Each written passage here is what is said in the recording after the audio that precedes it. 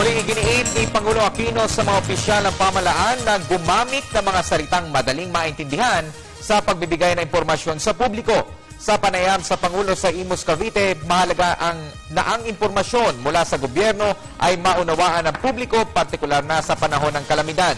Kabilang na dito ay ang mga mahalagang briefing na ginagawa ng mga ahensya ng gobyerno tuwing may tatamang sakuna sa ating bansa. So, paalala natin sa kanila. Simplify. Official language Filipino. Okay. Yung paalala natin na nung nag-umpisa tayo, puro mga storm signal lang normally hangin ang pinag-uusapan. So, inutos natin na yung kung ulan ang issue, dapat maintindihan ng tao ano ba ibig sabihin.